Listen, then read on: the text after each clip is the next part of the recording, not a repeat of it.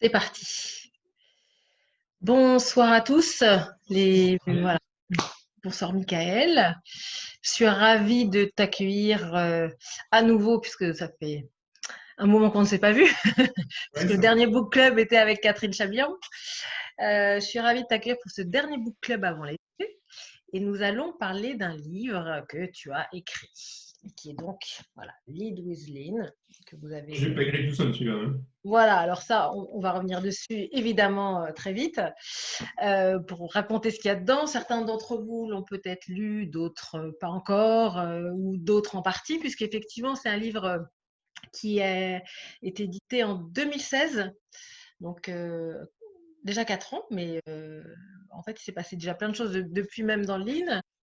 2016 et qui réunit des articles de, allez, le plus ancien 1993, mais c'est quand même pas la majorité, quelques-uns dans les années 2000 et surtout des articles écrits donc dans les années entre les années 2010-2015. C'est à peu près ça la majorité d'entre eux.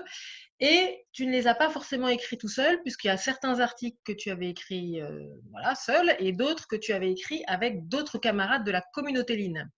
Alors, j'ai pas voulu tous les inviter ce soir, ça faisait trop. Mais par contre, je vais commencer déjà par vous les montrer concrètement. Et là, on va passer en mode, hop, évidemment, voilà, je cherche le mode diaporama et après, hop, hop, hop, il y a quelque chose qui m'empêche d'y aller et c'est horrible. Je déteste ça, mais Non, ça pas, va le non. faire. Voilà. Alors, tous les camarades qui écrivent avec toi. Voilà, presque, en fait. Ah, Alors, ouais, j'ai oui, même. effectivement, ouais. Finalement, ça fait beaucoup, non? Je sais pas si tu te C'est rappelais qu'il y en avait eu autant. Et alors, j'ai perdu. Alors. c'est très masculin, quand même. Ouais, alors en plus, la seule photo que je n'ai pas trouvée, c'est celle de la deuxième femme. Donc, nous avons, et je Qui vais pas est, donc Dan Jones, Godefroy Beauvalet, Jacques Chaise, Jeffrey Licker, Mike Orzen, Art Smollet, Peter Handlinger, Denise Bennett, donc la seule femme qui apparaît ici, Jean-Baptiste Boutillon, Frédéric Fiancette, Éric Prévost, Durward Sobek, Richard Hervé et bien sûr Freddy Ballet à côté de toi. J'ai trouvé que cette photo était assez sympathique. Et du coup, bah, c'est la somme des réflexions finalement de cette communauté qu'on va retrouver, enfin pas l'ensemble de la réflexion, mais en tout cas ce qu'on va trouver dans le livre, c'est des réflexions de cette communauté que vous avez pu mener voilà, parfois sans doute quand tu les as croisés dans des summits, parfois par mail, parfois par… oui, oui, ça s'est fait, enfin, ça s'est fait tout à fait par hasard, parce qu'en fait, le livre est fait d'articles qui ont été écrits à droite et à gauche. Non, c'est marrant de le voir comme ça. Oui, j'avais jamais vu le livre comme ça. Oui, effectivement. Donc c'est assez masculin, assez blanc, C'est on peut le vrai. dire. Ouais, on n'est pas très, on est Voilà. très 20e siècle. On n'est pas très. Mais c'est pour ça que je me disais en regardant ça que depuis 4 ans finalement ça change parce qu'il y a de plus en plus au moins de femmes en Oui. tout cas en France, ça c'est sûr, même en Amérique, enfin dans bon après il y a pas mal de lignes en tout cas de gens qui se connectent même du continent indien ou des choses comme ça. Donc après il faut Mm. voilà, c'est aussi à nous d'aller élargir cette communauté. Alors c'est ton premier livre qui est sous cette forme-là, au sens de réunion d'articles. Comment t'es venue cette idée de, voilà, de les réunir, sachant ils sont quand même été, pour la plupart d'entre eux, publiés dans alors, sur des sites Lean, évidemment, Planet Lean, de Lean Post, mais aussi dans des revues américaines. Beaucoup, j'avais noté, des revues Ouais. américaines d'industrie ou des choses comme ça, ou de Oui, non, management. en fait, l'idée pas de moi, l'idée de Roberto Priolo, qui est l'éditeur de Planet Lean. Ouais. Et puis, peut-être, je ne sais un peu comment il est venu. Mais, mais on était parti de l'idée de réunir les articles de Planet Lean. Et puis, on a étendu l'idée de dire, finalement, pourquoi ne pas faire un. Agrandir le Enfin, scope. l'idée, Ouais. c'était de faire l'idée, c'est de faire un cheminement intellectuel pour que ça Mm. intéresserait. Pour ceux que ça intéresserait, c'est-à-dire de. Mais on est parti de cette idée et finalement, ça fait un livre qui est totalement différent. C'est pas du tout ce qu'on pensait. Parce que j'ai pas un chemin très droit. Comme j'ai beaucoup collaboré avec plein de gens, on a des perspectives qui arrivent le côté différent. Et je pense que ce qui fait que le livre est un peu marrant à lire, c'est on peut plonger dedans, on peut piocher des choses. Il y a deux façons de voir un objet. Soit on le voit de façon linéaire parce qu'on suit l'auteur dans un discours, comme ce que j'essaie de faire. Soit il y a le roman, où on suit la narration de l'histoire. Comme dans ton Goldmine et la trilogie Ouais, Goldmine, comme en la tout cas. trilogie. Soit il y a des autres livres où on écrit un propos, donc on suit le propos de l'auteur qui a un plan, etc., une logique. Et là, c'est autre chose, on papillonne autour du sujet et on se fait une idée de ce qu'il y a au milieu en centrale. Ouais. Alors là, du coup, autour de 4 thèmes quand même, qui sont des 4 thèmes sur lesquels tu as regroupé les différents articles, alors qui sont très Oui, c'est pas proches du question. thème, On avait parfois un commencé peu. par le faire chronologique. Ouais. Et en fait, comme ça part dans tous les sens, c'est vrai que maintenant je m'en souviens, on a fait ça de façon par thème. Oui. Du coup, les 4 thèmes, c'est des thèmes classiques du Lean, hein, mais qui sont quand même des bonnes fondations, qui sont Developmental, Lead from the Gemba, The Evolution of Lean et System for Learning. Donc, c'est 4 thèmes qui permettent voilà, d'aborder le sujet de différentes manières.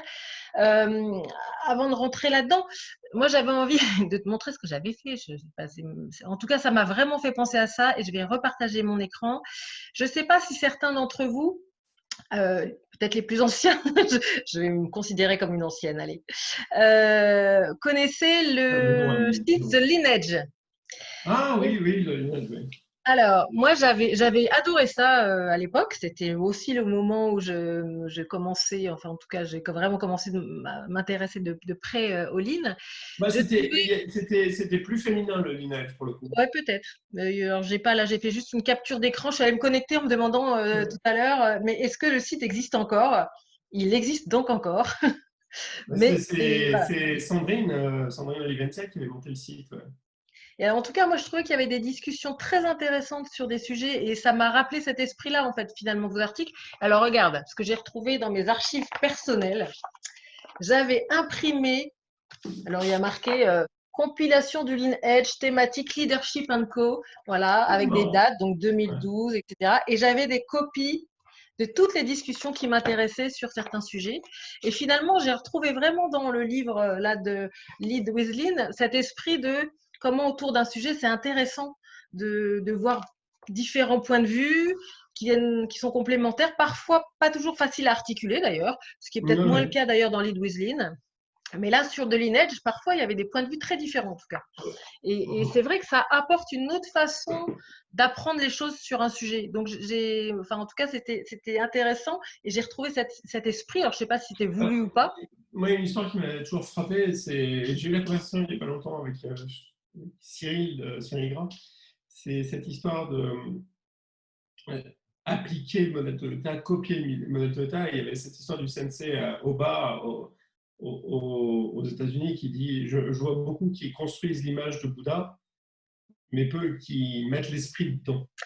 C'est un Et article qui est là-dedans en aussi. fait l'esprit dedans, c'est pas justement l'attaquer par l'esprit, c'est ce côté dynamique et vivant. C'est que c'est pas une seule opinion, c'est pas pour moi une doctrine formelle est une doctrine morte. Enfin, on a encore plein de doctrines maintenant. Regarde la finance, qui sont des doctrines zombies. Quoi. Ça bouge plus, c'est formalisé. Et c'est d'ailleurs toujours un des trucs qui, Dan et moi, on a toujours été inquiets de ça pour le Lean. C'est comment est-ce qu'on en maintient son dynamisme. Et son dynamisme, évidemment, veut dire des accords, veut dire des points de vue nouveaux, veut dire Du débat, de la discussion. cette recherche. Le, pour moi, le but du Lean n'est pas de savoir n'est pas de savoir le Lean, mais d'apprendre le Lean.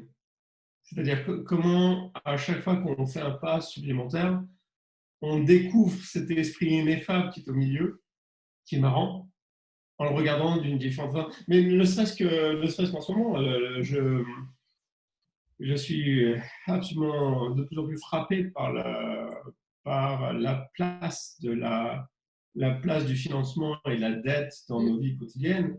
Et et je redécouvre à quel point le modèle Toyota est différent des autres parce que justement, ils ont refusé de s'endetter. Il s'est passé quelque chose d'incroyable je crois que c'est la semaine dernière. Tesla la capitalisation de Tesla Et, dépasse celle de Toyota. Et alors, c'est un moment qui m'a beaucoup fait réfléchir parce que ça m'impose. Moi, je continue à penser que c'est une bulle.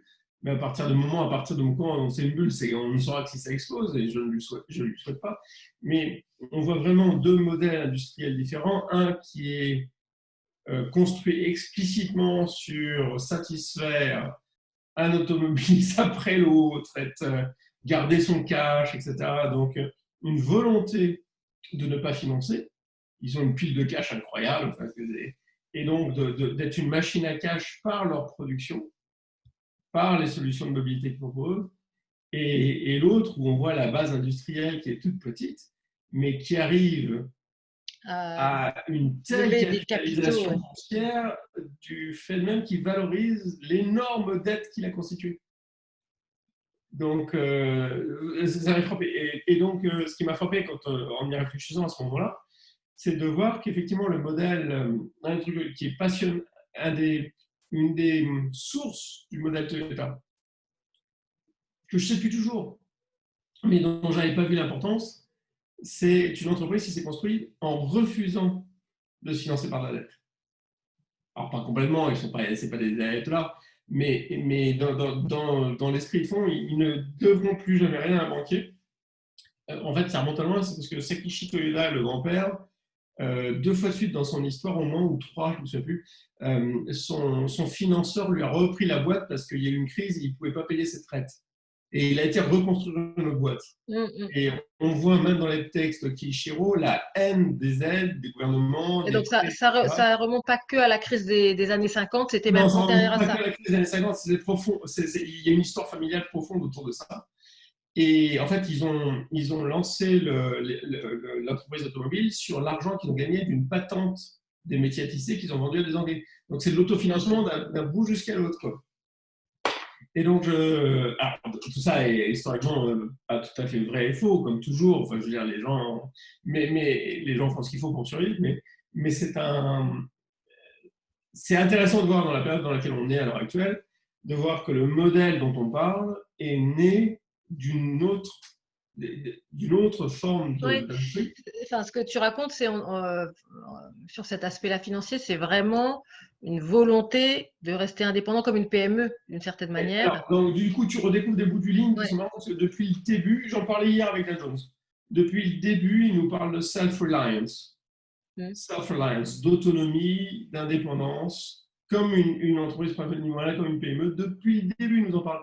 Et donc, ce que je trouve marrant avec le Lean, c'est que tu recouvres des trucs où tu l'avais depuis sous les yeux depuis le début, mais c'est l'histoire qui te montre Euh, l'importance. ouais, et alors en plus, tu vois, ça fait écho à l'autre sujet, enfin, à un des sujets là sur lequel je voulais qu'on discute. Euh, En fait, c'est holomorphique, enfin, ou c'est, je sais pas quoi, c'est holomorphique ou je sais plus, il y a un autre terme qui dit ça, mais ou c'est systémique. En fait, c'est systémique jusqu'au bout là. C'est systémique de, je développe l'autonomie des équipes, et je garde mon autonomie à moi aussi en tant qu'entreprise Ah, d'ailleurs. alors ça, c'est Ah, explicite dans leur document. Ils alignent le corporate destiny avec individual fulfillment. mm, C'est dans les années 90, c'était très très clair. C'est-à-dire, effectivement, il y a un côté fractal, c'est-à-dire le voilà. self-reliance au niveau de la Mm. personne qui nous permet d'être self-reliant au niveau de la corporation. Oui, oui, tout à fait. Ça, c'est très clair. Ouais. Et du coup, alors enfin, je l'avais pas forcément vu comme ça de manière aussi claire jusqu'à présent. En revanche, je l'avais bien vu là dans le livre pour le coup, euh, parce que évidemment, je l'ai lu et relu avec ce que j'ai en tête aujourd'hui, avec une autre compréhension que celle que j'avais quand il est sorti et où j'avais compris des choses, moins d'autres sans doute. En tout cas, j'ai continué à cheminer depuis 2016. Et du coup, alors, je vais repartager l'écran. Donc, ce que j'ai vu, moi, que j'ai trouvé flagrant, là, qui m'a sauté aux yeux et qui était vraiment euh, intéressant, c'est de voir justement cette partie systémique qu'on va retrouver dans la vision de l'entreprise qu'on a dans ce système Toyota ou Lean.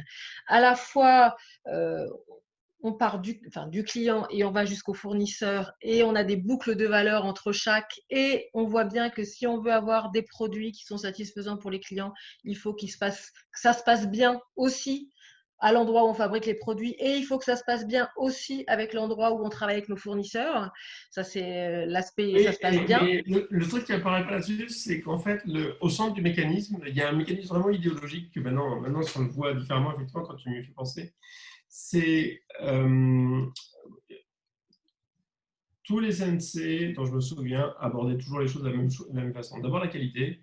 Tu Ouais. sais, c'est comme cette ambiguïté entre avoir un job intéressant, une bonne qualité de vie et gagner du fric. On a beaucoup de mal à avoir les trois. On arrive à avoir les deux, on a beaucoup de mal à avoir les On trois parce commence que, par un, après on fait le deuxième. ouais, c'est ça, on choisit un. Si je décide d'avoir du fric brutalement, la qualité de vie, je vais habiter à Paris, ça va être difficile. Le job intéressant, peut-être pas, je vais justement devenir financier et la qualité de vie va arriver en troisième. Enfin, c'est-à-dire qu'une fois qu'on a fait un puis deux, le troisième est très difficile à atteindre. Il faut avoir vraiment un coup de bol incroyable pour arriver à faire les trois. Donc, l'ordre des priorités qu'on se donne, moi, je me souviens quand Roman est né et que j'ai dû changer, que mon premier truc, d'abord, moi j'ai toujours mis l'intérêt de ce que je faisais en premier, mais que quand j'ai switché de qualité de vie à gagner de l'argent, et ben, ça change ta vie, quoi. Parce que ta qualité de vie en prend immédiatement un sacré coup. Et, et les CNC, pareil, je les ai toujours vus mettre la qualité en premier, la réduction du time en deuxième, et un truc totalement bizarre, les développements des personnes par la réduction des pertes. Alors, vas-y, C'est-à-dire sois un un petit peu truc plus totalement unique. explicite. Ouais. Hein. Tu Donc, regardes, et c'est ce qui fait que c'est plus green, etc., c'est que tu regardes le processus, tu regardes tous les trucs où tu as des pertes. Tu regardes quand tu perds le client, tu regardes quand tu donc fais des rebuts. la réclamation client, c'est là où tu la perds, par exemple. On appelle les gaspillages, mais les gaspillages, ça se dit mal l'idée, c'est pas des gaspillages, c'est des Ouais, pertes. ouais, C'est des que tu pertes. regardes tous les endroits où tu as mis de l'énergie et Et tu perds. ça sert à rien. Ouais, La t'as perdu. surproduction, c'est Ouais. la perte. Tu fais du travail alors que personne n'en a besoin tout de suite. Tu regardes les pertes. Et ce qui est très étonnant, c'est qu'en fait, à chaque fois, j'ai toujours vu, il y ait le développement des personnes. Pour eux, ce que ça veut dire, c'est réduire les pertes. C'est-à-dire que les exercices qui te permettent et ça c'est très astucieux, c'est que les exercices qui te donnent pour mieux comprendre fondamentalement ce sujet, et on a fait aujourd'hui les soutenances du certificat d'études de spécialisées ICES, ligne ouais. de Télécom Paris-Tech, du CES, et les A3 étaient super parce qu'à chaque fois, effectivement, moi je voyais cette théorie en action. C'est-à-dire que les gens se prenaient des sujets où ils avaient des pertes qu'ils étaient en train de réduire, et ça les a amenés à comprendre beaucoup plus profondément les fondements et les pratiques et le système dans lequel ils étaient. Donc ces graphes là, c'est-à-dire que ces boucles d'apprentissage sont menées par ces trio de priorités qui est on s'occupe des problèmes qualité, on réduit les lead time pour révéler les pertes et on développe les personnes, respect pour les gens, on développe les personnes en leur faisant réduire les pertes, ce qui Ouais. effectivement nourrit l'entreprise puisque l'entreprise se porte mieux quand on fait ça. C'est une idéologie, je le Ouais, reconnais. alors c'est une idéologie, mais c'est aussi. Alors, sans doute, je dois être un peu déformée maintenant. En fait, j'ai dû chausser des lunettes Lean. Voilà, je ne sais pas si elles sont encore assez puissantes, mais en tout cas, elles sont vraiment encore plus puissantes qu'il y a 4 ans, ça c'est clair. Et du coup, on voit bien donc que tout ça est interconnecté, que aujourd'hui, à chaque fois que je vois un produit ou un process, je vois bien que ça marche ensemble. Le produit égale process, process égale produit. En tout cas, ça veut dire que tout ça, ça se crée pas, c'est pas cloisonné. Les clients d'un côté, les équipes de l'autre, les fournisseurs d'un autre, comme c'est dans le modèle de management classique. Et je me dis que, en lisant ce livre, je me suis aperçue en fait vraiment une sorte de zone aveugle qui n'était pas vue dans le modèle de management classique et que je ne vois que ça maintenant. Maintenant, je regarde une entreprise, je vois toute cette zone aveugle, les modèles mentaux qui font que l'entreprise est hyper cloisonnée, qu'on ne voit pas le lien entre le produit et le process, entre les clients, les fournisseurs et l'équipe au milieu. Et tout d'un coup, je me dis, mais Enfin, d'ailleurs, ça génère de la discussion parce qu'il y a tellement d'incompréhension. On voit bien l'écart entre ces deux modèles, il est vraiment dingue. Finalement, Et la perte de sens que ça implique. ouais. Et du coup, alors je cherche, je me disais, mais ça doit pas être possible quand même. Il y a d'autres modèles qui doivent parler de ça. Alors, évidemment qu'il y a le modèle des 5 disciplines de Peter Senge et des organisations apprenantes. Et d'ailleurs, le Lean fait partie, on va dire, des organisations apprenantes. Voilà. Enfin, en tout cas, Ça, c'est une théorie exacte. C'est qu'on a toujours pensé que le modèle Pilote 5G était très bien théoriquement, mais qu'il n'avait pas voilà. Alors, d'application. il est moins explicitement dans l'action, ou en tout cas, Et là, on a un modèle prouvé, testé depuis des années dans plein d'industries, qui est une forme réelle. Si tu veux, le problème des organisations apprenantes, c'est que c'est un mythe. Et la grande erreur de l'organisation apprenante, c'est ils ont acheté, sans s'en rendre compte, le modèle qu'on apprenait hors ligne. Donc, on avait des laboratoires, on a des moments, tu as un moment de ta semaine pour faire ce que tu veux. C'est que l'apprentissage est séparé du boulot. Ce qui a fait que Toyota a fait une vraie organisation apprenante, c'est que l'apprenant se fait dans le courant du travail. oui, on the job. C'est avec Landon, avec le Kaizen, c'est-à-dire que l'apprenance n'est pas séparée. Et en fait, tu parlais de modèle, tout le modèle managérial occidental tourne autour de l'usine d'épingle d'Alan Suisse. C'est qu'on sait partout. On sait partout. Et à force de tout séparer, alors on sait Ouais. partout. Ce qui a un effet, c'est que d'abord, les gens perdent le sens de ce qu'ils font. Et puis après, on a ce que l'économiste, là, je sais pas comment il s'appelle, l'anthropologue, appelle des bullshit jobs. C'est quand on a tous ces jobs qui se développent, qui sont censés faire recoller les morceaux, et puis à nouveau, qui eux sont aussi séparés. Ouais, Et on c'était, enfin, développe tous ces trucs ou dont on perd le sens, ça c'est sûr. ouais. Et du coup, enfin, en tout cas, ça m'a tellement sauté aux yeux là, ça m'a étonnée. Et évidemment, tu insistes beaucoup d'ailleurs. Enfin, les premiers articles qui ont été choisis dans le livre parlent beaucoup des modèles mentaux, des misconceptions évidemment, et de toutes ces idées qu'aujourd'hui on ne sait pas aller réinterroger, qu'on ne sait pas aller regarder et qu'on ne voit même pas. Enfin, et encore une fois, ça m'a semblé en tout cas vraiment. Enfin, vraiment expliquer aussi la difficulté à se faire comprendre. Je vois un peu. Quand tu poses la question de la qualité, tu es obligé de réfléchir.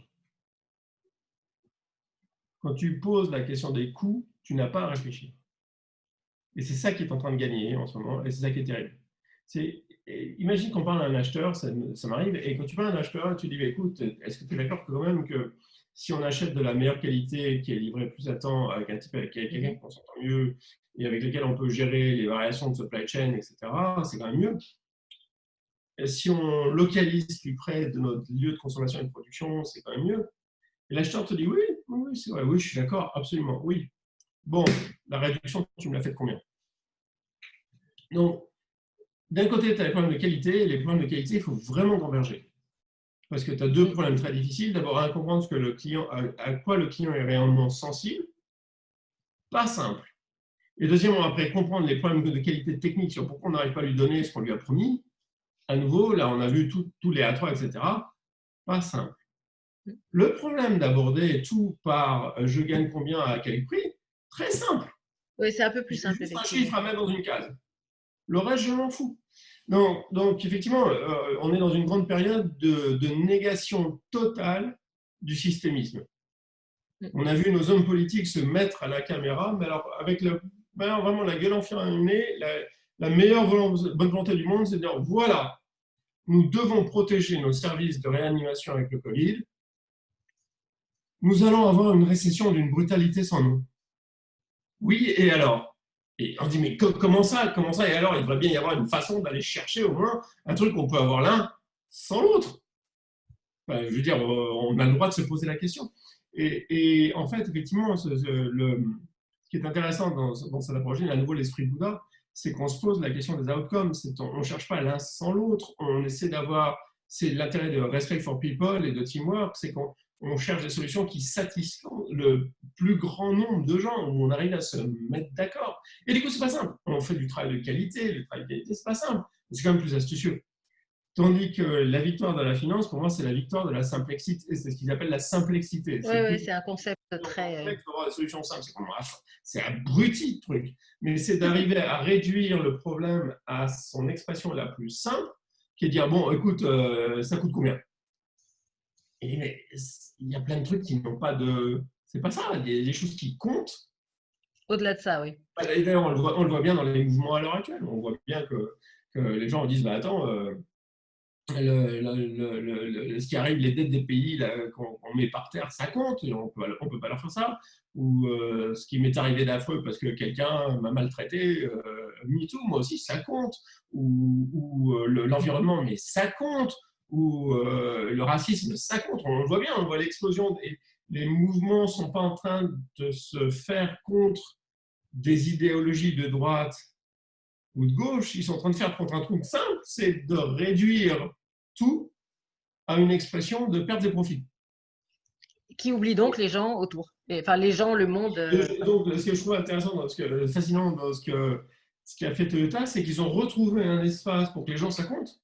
Ils n'arrêtent pas de dire, sans avoir à se battre contre le mécanisme de l'entreprise. C'est une entreprise dans laquelle les gens comptent. Oui, bah oui, c'est pas des, c'est pas, Oui, c'est pas il y a, et alors du coup, il y a effectivement plusieurs articles, justement d'ailleurs, qui sont, je sais pas, que j'avais lu à l'époque avec beaucoup d'intérêt sur c'est quoi le rôle d'un leader ou d'un manager ou de voilà pour justement faire en sorte de s'occuper des gens et pour que chacun ait l'impression de compter. Et donc ça c'est Regarde le truc le plus absurde dans nos entreprises à l'heure actuelle, moi ça me rend fou. Regarde les RH. Les RH ça, qui sont devenus le pardon. contrôle de gestion de la masse salariale. Ouais, Et dont le seul boulot, c'est de trouver la bonne personne rentrée dans la bonne case et de squeezer sur le fric. Je dis, mais attendez, oui, effectivement, c'est gestion des ressources humaines. Mais c'est ouais, pas ça qu'on de cherche. la On cherche matière un humaine. Oui. département de développement des personnes. C'est-à-dire que comment est-ce qu'on marie les gens à l'entreprise, comment est-ce qu'on leur propose des carrières, comment est-ce qu'on leur propose des trucs dans lesquels… Qu'est-ce qu'eux ont envie de faire. Non, je suis halluciné par les discussions que j'ai dans les entreprises où les gens disent, ah tiens, lui on pourrait le mettre là, et lui on pourrait mettre ça, et lui on va lui dire de faire ça, et voilà son rôle. Je dis, mais jamais vous demandez à la personne ce qu'elle C'est ça. Et toi, qu'est-ce que tu a auras envie de envie de faire, faire? et Ouais, deuxièmement, si elle n'a pas des idées sur comment s'y prendre. ouais. Alors là, les gens te regardent, ils disent, Il y a une question d'Alexis du coup qui est un peu sur ce registre. Je vais revenir au schéma puisqu'il pose la question sur le schéma en disant pourquoi many employees sur le schéma et pourquoi pas happy employees. Alors, regardons le schéma. pourquoi ils parlent. Hop. Et donc, il y a happy customer, effectivement. Et alors, comme moi, je suis hop dessus, voilà. Et many employees avec initiative. Une réponse à Alexis ou tu le vois? Oui, si on a dû se louper, il a sans doute raison. Alors, en même temps, il y a le earn employees smiles. Ouais. Donc, c'était une façon Ah de… non, non, c'est pas loupé. Non, non, non, non, non, non, c'est pas ça. C'est bien ça, c'est qu'on bénéficie du fait qu'on a plein de gens. C'est l'idée que plus de têtes valent mieux qu'une. C'était ça. C'est-à-dire que l'initiative vient du collectif. C'est l'autre idée, je ne sais pas si je l'ai dans le bouquin, mais c'est l'idée du flux d'idées. Oui, C'est-à-dire que tes profils viennent du fait que tu as une à la base fin d'expérience peut-être, oui. satisfaite et que tes initiatives viennent des connexions que tu fais entre les gens. Donc, c'est le fait que tu as beaucoup de gens qui peut permettre de faire des connexions. C'est-à-dire que c'est pas c'est un schéma que j'utilisais beaucoup dans le temps. On n'a pas un cerveau et plein de mains. On a des cerveaux et des gens. Enfin, on a des gens avec des cerveaux. On a des gens et des cerveaux, et que c'est pour ça que les villes sont plus productives que les campagnes. C'est simplement parce que la concentration de cerveau fait qu'on a des… Si on en pose la bonne question, et si on sait s'en servir, mais évidemment, j'étais parti dans l'immédiaterie, ce que je reproche aux boîtes, c'est de traiter tous ces cerveaux, c'est ce que disait Henry Ford. Pourquoi est-ce qu'à chaque fois que j'achète une paire de bras, il y a un cerveau qui vient avec? Mais c'est dans l'autre sens. Oui, c'est une vision mécaniste. Par contre, il faut demander au cerveau, qu'est-ce que tu en penses? Qu'est-ce que tu as envie de faire? Où est-ce que tu voudrais aller? Alors, nous avons une remarque plutôt qu'une question de Olivier qui nous dit vision financière court-termiste liée à la dépendance vis-à-vis des investisseurs. Le résultat à long terme est le plus dur à construire. Mais je pense qu'il y a une vraie question de la dépendance sur les investisseurs. Je pense que la dépendance sur les investisseurs justifie plein de comportements, puisqu'on doit leur rendre quelque chose. Moi, je l'entends, ça, je l'entends. mais on doit quelque chose aux investisseurs. Donc, écoute, tu peux parler de ce que tu veux, mais là, tout de suite, j'ai des traites à payer. Et je pense que ça rend compte. Oui. Mais écoute, j'ai vraiment vu je sais pas, c'est intéressant. Le premier article là-dedans, il remonte aux années 90, je crois. 93, le premier.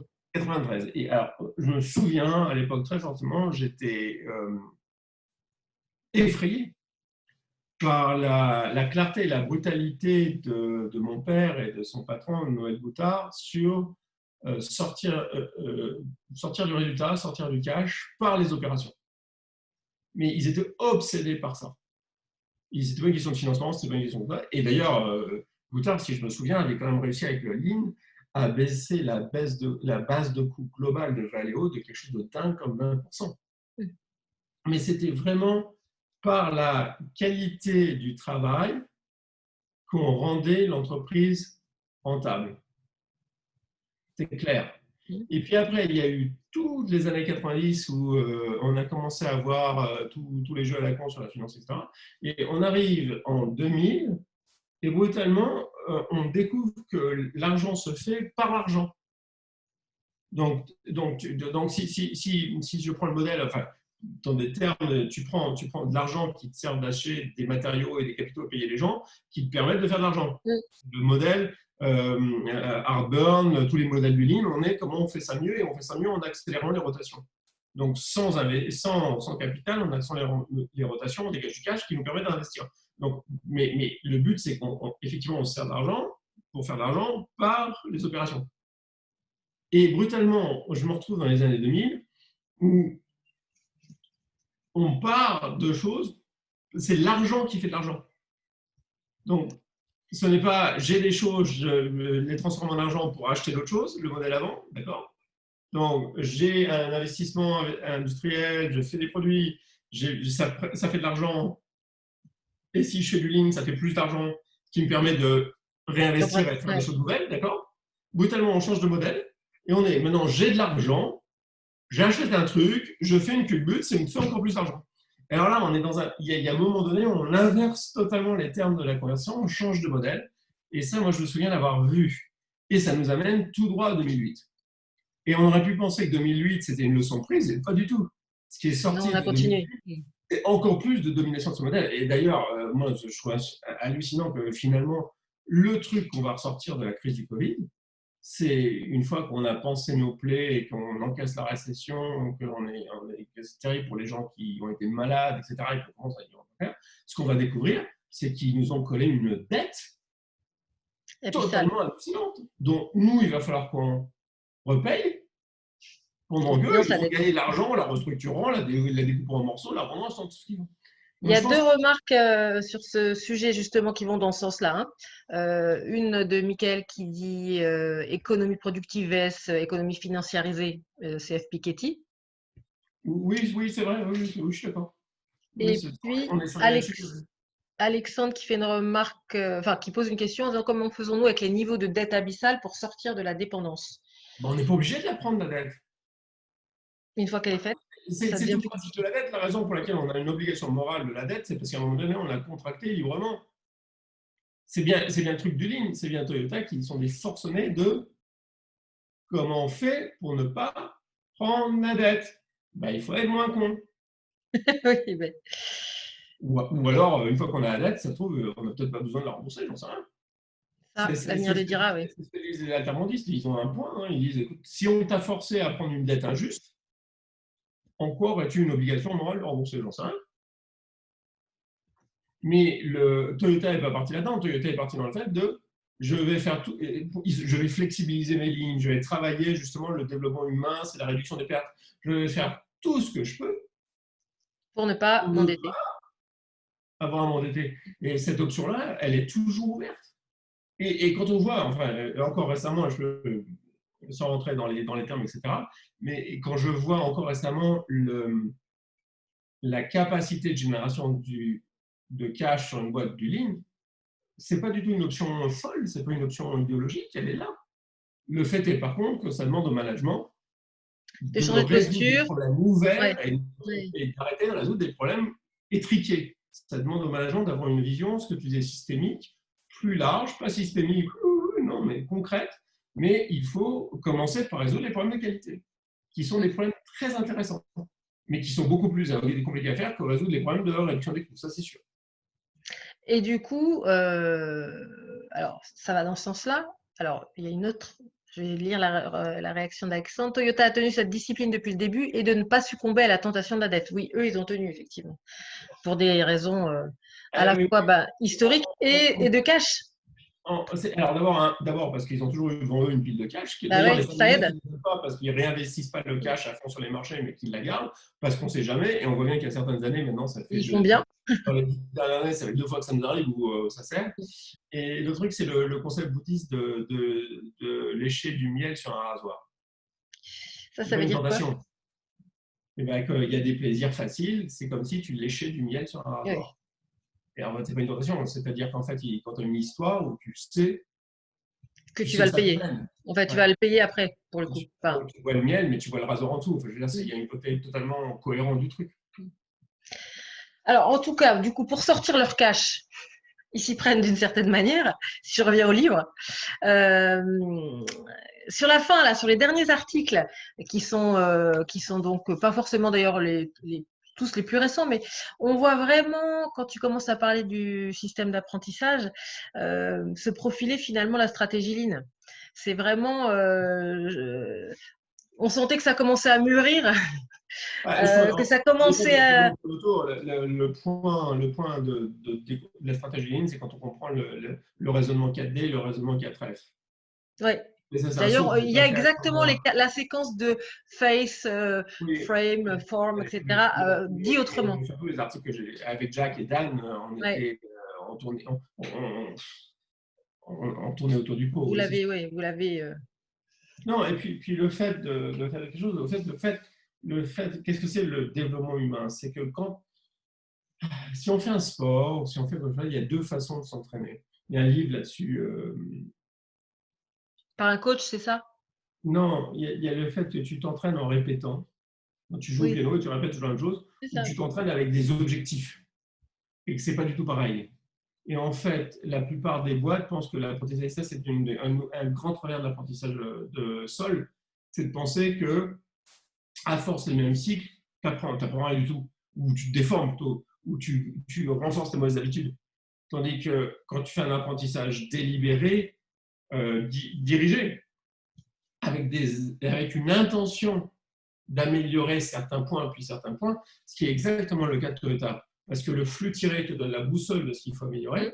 Et les Kaizen, à chaque fois, tu as un gain, tu as un progrès, tu cherches un Qui pas. t'emmène vers ton plan Parfois commun. d'avance, d'accord, mais c'est pas grave. Mais par contre, c'est un apprentissage beaucoup plus vigoureux et dirigé que simplement faire des cycles en espérant qu'on apprend quelque chose.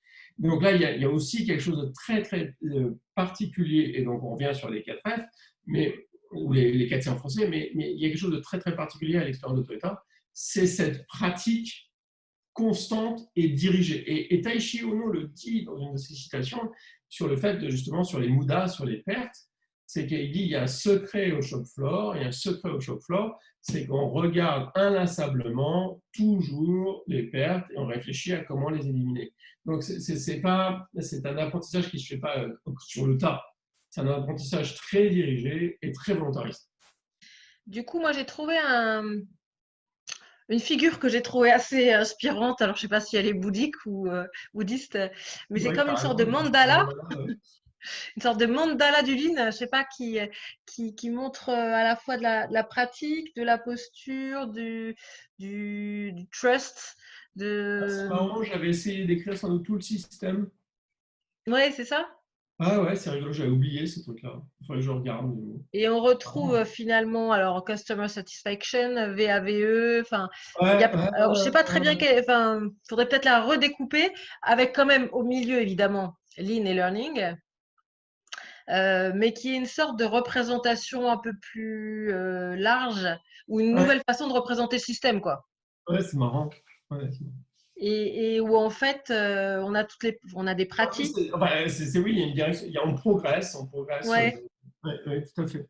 et on va vers just in time, basic stability, work, le JDoka. On retrouve pour le coup les 4 piliers enfin les 2 piliers et puis les éléments constitutifs du TPS, mais avec un peu plus détaillé. Faudra voir, peut-être le réutiliser, on ne sait jamais. Oui, non, mais parce qu'en fait, quand tu regardes le graphe, on va de l'intention à l'outil à ce que ça donne. On part si tu regardes le graphe, on part de l'intention d'apprendre. Ouais. On dit après qu'est-ce qu'on veut apprendre,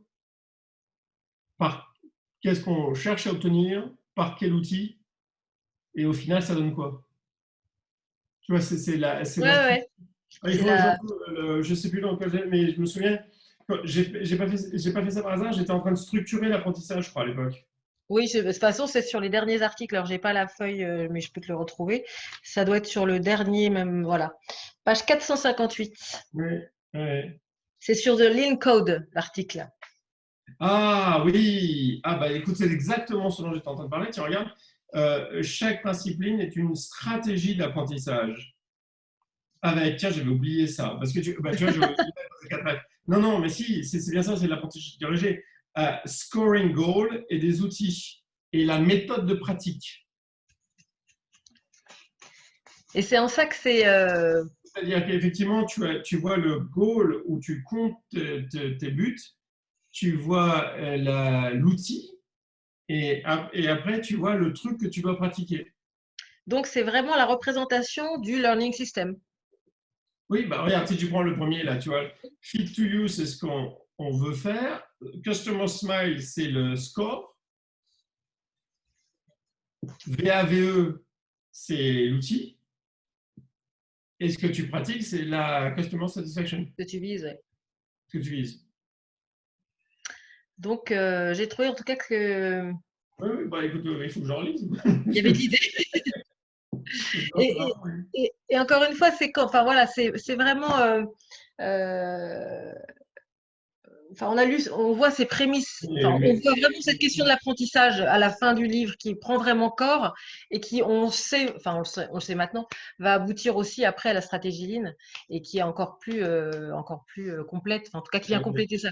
Mais par contre, là où c'est un peu triste, c'est que tu vois, c'est le fait qu'on ne se souvient plus, parce que c'est des débats qui, à l'époque, avaient. Par exemple, le fait d'avoir une stratégie claire d'apprentissage, c'était un débat qu'on n'entend plus jamais parler. Plus personne ne parle de stratégie d'apprentissage. Puisque maintenant, tout ce qu'il y a à faire, c'est remplir la case. Et donc je pense qu'on est en vraie crise culturelle de ce point de vue-là. Je ne sais pas, en sol, je sais pas, à sol, je ne sais pas ce que vous en dites, et si on en parle encore, mais dans ce qu'on me demande, dans les programmes, dans les trucs des boîtes, maintenant, c'est plus que donne-moi la procédure, comment on fait. La notion qu'il faut une stratégie d'apprentissage pour avoir une courbe d'apprentissage. Mais tu sais, je ne sais pas si on le voit dans le livre, mais moi, c'était mon point de départ quand même. C'est quand j'ai compris, et ça c'était beaucoup sur le travail de mon père, que on ne pouvait pas appliquer les recettes de Toyota. Je l'ai compris parce que chaque usine était différente et chaque mec qui me racontait une recette de Toyota, c'était différent. Et en fait, à chaque fois, on t'expliquait que le juste à temps était fini, parce que maintenant ils faisaient de l'huile, cambon, etc. Et brutalement, en fait, la question n'était pas de repliquer les techniques de Toyota du moment, la question était de répliquer leur cours d'apprentissage. Et ça, on l'a vu à la dure plusieurs fois. Je me souviens, avec Jacques, on en a parlé, quand Jacques a racheté une boîte et qu'ils ont essayé d'y appliquer à la boîte ce qu'ils étaient en train de faire à côté, ça a été une catastrophe. Et heureusement qu'Éric Prévost a repris le truc et on est revenu à la base. Et en prenant justement, c'est à l'époque de ce diagramme, c'est-à-dire c'est ça qui a suscité le truc, c'est en reprenant la stratégie d'apprentissage, ça pour le coup. Et donc, il y avait une idée fondamentale, une intuition fondamentale, chose qui s'est révélée juste depuis le début, c'est qu'on ne réplique pas des pratiques, on réplique des stratégies d'apprentissage. Et du coup, à chaque fois, on arrive à quelque chose qui est un peu similaire et très différent, parce que les gens vont apprendre différemment et vont aboutir à des endroits différents. Tout en partant avec des guides, en fait, dans leur réflexion. C'est vraiment ça ressemble pas, c'est très bizarre. Mais parce qu'en fait, le truc qu'on réplique, c'est pas la pratique, c'est l'apprentissage. Alors, Alexandre a dû bien lire le livre parce que il évoque un des articles qui est celui sur lequel je voulais te proposer justement de conclure.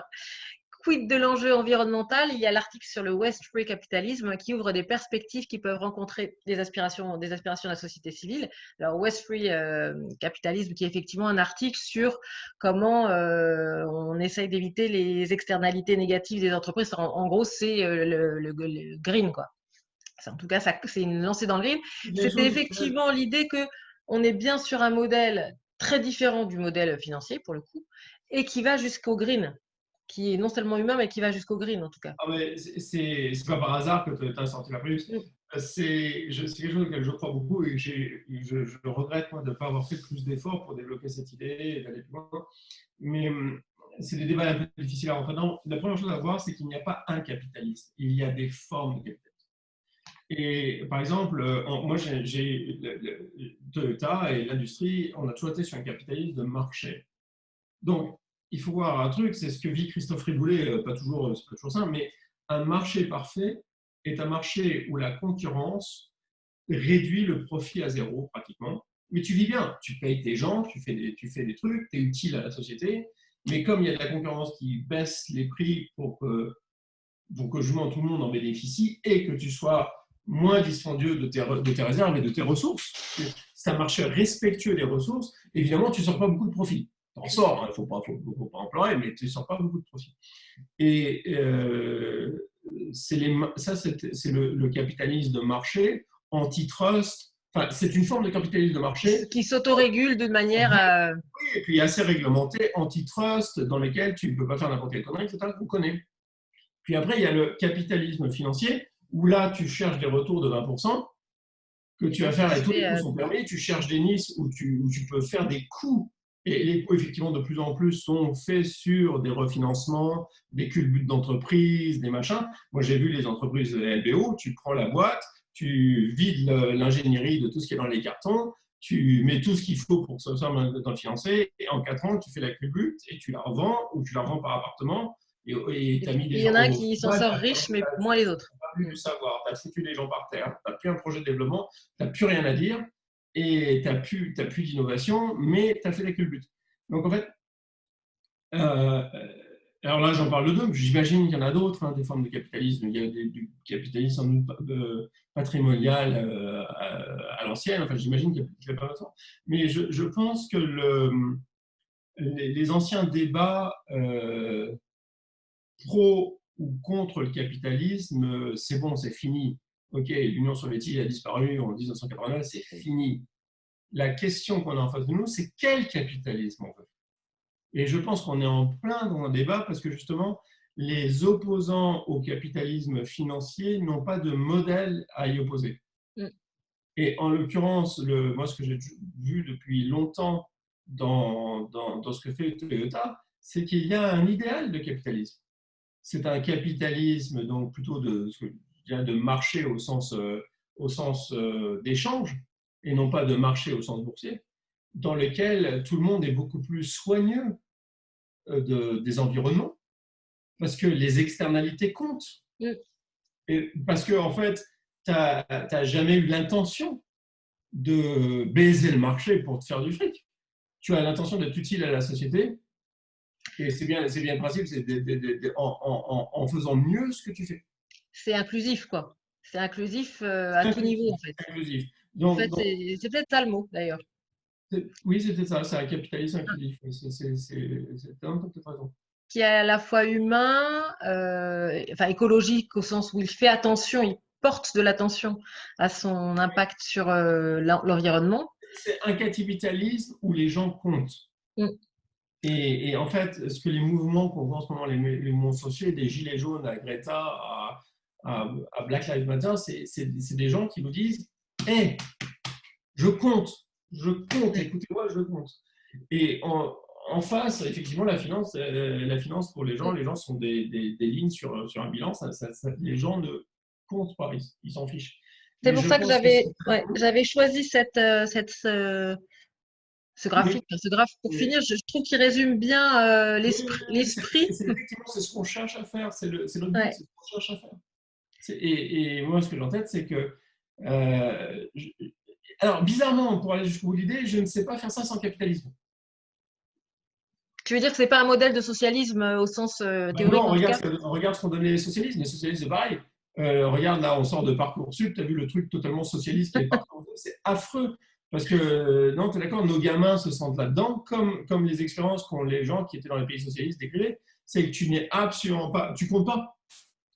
Tu es dans une liste, tu es le maître de Et rien, tu n'as pas les choix tu que tu as de la veux. chance ou tu en as moins, mais, Tu as de la mais chance, voilà. vraiment. Et bizarrement, les enfants avec les enfants, les jeunes adultes, avec les meilleurs résultats, donc qui ont fait des demandes plus sélectives, sont encore plus déçus que ceux qui étaient dans le middle range. Mais ça, c'est du socialisme. C'est l'ordinateur, dans son infinie complexité, qui décide où tu vas. Donc, je pense à nouveau que c'est. Non, non, non, non, le capitalisme. J'ai toujours pensé que quand tu mets le SAP dans une boutique, c'est que tu mets le socialisme dans une boutique, puisque c'est l'ordinateur qui décide de ce qu'il faut faire. Tandis que le jeu qui t'attend, c'est. Ça me rappelle une situation vécue pas plus tard qu'aujourd'hui, par ailleurs. C'était pas du SAP, mais c'était de la planification. Le Kanban fait que chaque cellule est une mini-entreprise qui répond à ses demandes clients, Ouais. qui enlève ses Kanban, donc qui fait ses appros. Et donc, le Et qui système était aidé s'il se passe est quelque chose. capitaliste. Mm. Donc, ouais, en fait, donc, tout ça pour dire que oui, je pense qu'il y a un débat qui dépasse le ligne dans un waste-free capitalism. Je pense que un sujet sociétal qu'on a en face de nous, c'est quelle forme de capitalisme on cherche. Et donc, quelle forme de société, enfin, plus globalement. Et du coup, quelle forme de société. Ouais. Oui, tout à fait. J'ai deux remarques donc de Michael. Toyota, respect des personnes est fondamental pour créer la richesse économique. Super le schéma. Donc, effectivement, ça fait écho. Et de Alexandre, une touche d'optimisme pour nous Français. Alors, art, je ne sais pas si tu le vois, Michael. Art, making bureaucracy work. Don't get rid of bureaucracies, fix them. Fix them. Oui, bah, il y avait, comment il s'appelait il y avait un auteur, Paul Adler, fait un très très bon article sur, justement, qui parlait de toi aussi, sur enabling bureaucracies. À nouveau, c'est pareil, c'est comme le capitalisme. Il n'y a rien d'intrinsèquement mal à une bureaucratie. Non, d'ailleurs, au départ, c'était plutôt pour une stabilité de société. Ah bah, au départ, la bureaucratie, c'était pour protéger la société de Exactement. l'arrière des aristocrates. Donc, c'est Voilà. comme toujours. Par contre, la bureaucratie peut dériver vers le red tape, vers la Mm. bureaucratie avec un N, mais la bureaucratie, ça a été aussi le New Deal, à la commande, Oui, le c'est grand marché. ça, oui. Enfin, je veux dire, Ça dépend quelle est l'intention qu'on lui les donne et la choses direction. n'ont pas de valeur en tant que telles. Ils ont des biais et des travers connus, mais on peut s'en servir dans une façon, on peut s'en servir d'une autre. Tout à fait. Non, non, rien n'est. Ça, c'est une des très grandes leçons de mon père, ça. Il est toujours dit, tu sais, c'est pas fini tant que c'est pas fini. C'est-à-dire que en anglais, c'est it's not over. Je ne sais pas pourquoi l'expression est comme ça, d'ailleurs, elle est bizarre. It's not over until the fat lady sings. C'était une drôle d'expression, oui. Ça vient de l'opéra. Ça vient de l'opéra. Et l'idée, c'est de dire que quand on est dans un moment historique, on a l'impression que c'est fini. Et ça a toujours été une leçon justement de mon père de toujours continuer à pousser les trucs. C'est qu'en fait, lui a toujours dit, mais attends, c'est pas fini tant que c'est pas fini. Et en fait, c'est rarement fini. C'est le truc churchillien, tu sais que Il y a des les rebondissements. victoires sont jamais définitives, les Ouais, défaites sont jamais totales, ouais. et que tout ce qui compte, c'est de continuer, quoi. Mais, mais je pense que oui, je pense qu'il faut reconnaître les termes du débat. Et je pense que, Et débattre. je ne l'aurais pas dit à l'époque, mais je pense que le Lean a quelque chose à dire. J'espère. Et alors, ça répond pas, mais ça fait écho à la question de Renata qui dit quand on parle de l'industrie 4.0, comment maintenir la motivation sur le lean? La Je sais pas si motivation sur le Lean, à l'heure actuelle, c'est clair, c'est pas notre camp qui gagne. Alors, quantitativement. dans le Lean, on revient aux années 90. Aux années 90, tout le monde me disait Customer Focus, comment on fait? On nous dit qu'il faut s'occuper des clients, comment on fait? On explique le Lean. Maintenant, on dit qu'il faut s'occuper des clients, il suffit d'aller à n'importe quelle chaîne, on dit qu'il faut s'occuper des clients. Pourquoi? Ils viennent ou ils ne viennent pas, c'est pas le sujet. Notre sujet, c'est l'informatique, le machin, le truc, le rayon, staffer les commerciaux. Donc, on est clairement dans un moment où la société n'a pas été dans le sens où on voudrait. Donc, la question de la motivation, c'est comprendre que ce n'est pas fini tant que ce n'est pas fini et que c'est précisément maintenant qu'il faut se battre pour nos idéaux. C'est C'est pas quand maintenant c'est facile, voilà, c'est qu'on pas peut. quand on est avec tout le monde, c'est pas quand tout le monde est de notre côté qu'il faut se battre pour nos idéaux. Il faut se battre pour nos idéaux précisément quand nos idéaux sont mis à mal parce que c'est l'autre camp qui gagne. Quand il faut revenir dans le débat, en fait. Il faut revenir dans le débat. Il faut revenir dans le débat, absolument. Bon, bah, ça va être une belle phrase pour la fin. On va avoir l'été pour préparer notre retour dans le débat. L'été pour préparer la rentrée risque d'être intéressante. Ouais, aussi, Mais à mais nouveau, c'est hallucinant. À nouveau, c'est hallucinant. On voit tous la rentrée qui arrive et je ne comprends pas pourquoi les gens ne sont pas en train de frapper à notre porte en disant comment je survis. Vous avez vraiment une méthode qui me permet de générer du cash en travaillant mieux. Et s'il y a bien quelque chose dont on a besoin de cet été, c'est deux choses. Un, c'est de s'occuper de son cash et deux, de s'occuper de la cohérence interne de nos organisations, c'est que les gens soient solidaires. On a bien c'est bien les deux énormes problèmes qui vont nous confronter à l'été. Donc, à nouveau, oui, c'est une question de revenir dans le débat. Je pense que le Lean a vraiment quelque chose à apporter. oui, Parce oui. que Enfin, moi aussi, mais c'est une méthode qui répond exactement au challenge qu'on est en train ouais, d'avoir. ouais, exactement. Sauf que les gens en face de nous nient le challenge complètement, donc disent votre méthode ne vous intéresse pas parce que j'ai d'autres choses à faire. Donc, ouais, c'est le moment d'être motivé. Eh bien, let's go. Allons-y. On va essayer de voir d'y aller. Alors déjà, alors plusieurs, peut-être juste pour finir, nos prochains rendez-vous, book club et autres, Eline d'ailleurs, hein. Prochain book club en septembre, le 10, je crois, 10 septembre. Alors là, on fait carrément un book club international avec Cathy Anderson, une auteure californienne qui vient de sortir un bouquin. Alors, ce qui est intéressant dans son bouquin, c'est qu'elle l'a coécrit avec Isao Yoshino, un vétéran de Toyota. Et donc, ils sont rentrés dans une discussion. Venez-y, j'ai eu une preview. Et il y a des choses intéressantes. Oui, Alors, moi, je l'ai commandé. Il arrive le 29 juillet. Donc, je ne l'ai toujours pas lu. Mais à partir du 29 juillet, voilà, je le prépare. Ça sera en anglais, puisque Cathy voilà, n'est pas fluente en français. Donc, encore un livre anglais, mais là, avec le book club en anglais. Nous, Mickaël, on se retrouve le jeudi 22 octobre, ensemble, ici. Et nous parlerons de Kanban Just in Time à Toyota. Alors là, c'est toi qui m'as fait découvrir ce livre. C'est un grand classique du Kanban. Ah, s'il n'y a qu'un livre à lire sur le Lean, voilà. c'est sûr. Moi, je Alors ne le maintenant, connaissais même pas. ça a Donc, un côté en plus un peu désuet parce que ouais. c'est une industrie avant qu'on se pose tous ces problèmes existentiels qu'on a maintenant, ils ne se posaient pas de questions. Mais par contre, pour comprendre l'esprit de Bouddha qu'il faut mettre dans la statue, c'est le livre qui l'a plus fort. Voilà. Bon, bah, alors moi, je vais. C'est le pendant de Gemba Kaizen. C'est des livres où si tu t'amuses à te replonger, c'est des livres qui sont totalement cohérents de la perspective interne, indépendamment de ce qui se passe dans le reste du monde. Et donc, si tu t'amuses à te plonger dans le livre, brutalement, tu es très surpris de l'incroyable cohérence interne de leur pensée. Bon, eh bien, je vais le découvrir. Et avant le 22 octobre, nous avons le rendez-vous du Lean Summit. Donc, pour venir aussi débattre, entendre des histoires, apprendre, peut-être construire du débat sur ces questions d'ailleurs ensemble, d'une manière ou d'une autre, pour aussi voilà, continuer alors, à exister puis apporter les idées auxquelles on croit.